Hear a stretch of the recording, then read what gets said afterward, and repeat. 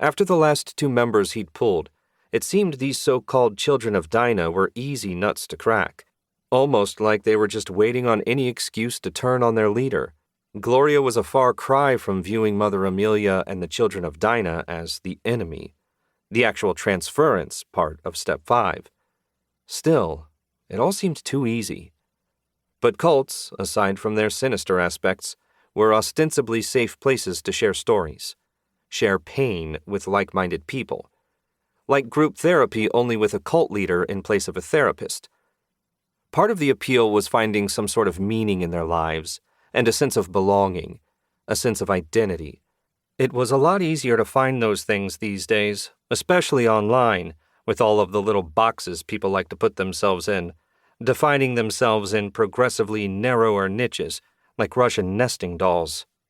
Straight white cis-het vegan cyclists for Palestine, Asian trans Republican cinephiles, black furry polyamorous Jews for Jesus.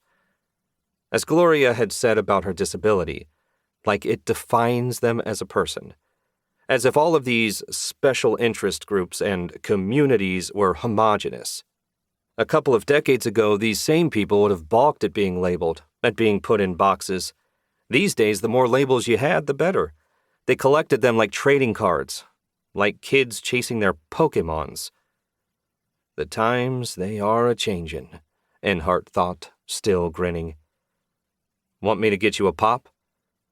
Gloria shrugged and nodded, her body seemingly at odds with her desires. I know the feeling, he thought. What kind? Her tongue flicked out, moistening her chapped lips. If they have a pib, get that, please. If not, Dr. Pepper. She smiled. I like how the spice tickles my nose. She wiggled her nose to demonstrate, reminding him of Elizabeth Montgomery from Bewitched, and he couldn't help but think just how goddamn cute this girl was.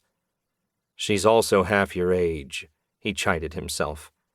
Get it together, Mike. I'll see what I can do, he said, and stood with a slight groan. Don't go anywhere. Gloria chuckled.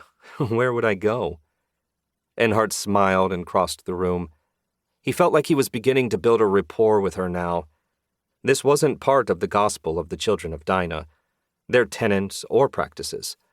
But she seemed to want to tell him her story, which he wasn't about to balk at.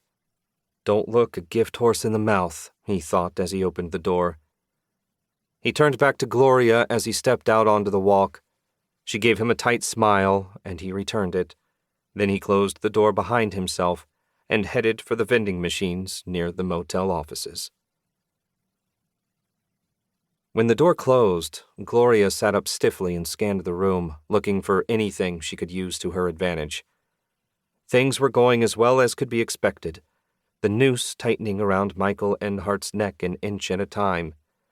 Unless he was a terrific actor, which his earlier tells had revealed he wasn't, he was starting to feel like they were becoming chummy, practically pair bonding.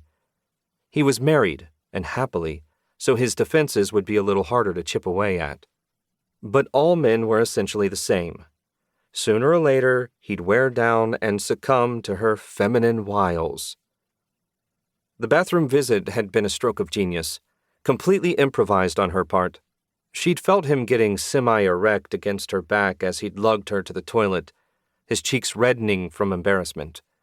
It almost made her physically ill to think about. But she'd definitely done worse in her life. The Nathan Rowan story was tailor-made to take advantage of that sort of weakness in him, similar to what Mother Amelia had done with the photograph and the priest back when she was still just a sister. That phone call from Enhart's wife couldn't have been timed better. He'd come back to the room looking chalky, like someone had just walked over his grave. She'd use that to her advantage, too. Everything was falling neatly into place. With luck on her side, he'd be willing to open that door and let her go free in less than a few hours, even without her 3 miracles. If Mother Amelia wills it, Gloria thought. And of course, she did. To keep listening to this audiobook, I've left you a link in the description so you can do it, at no cost thanks to Audible's 30-day free trial.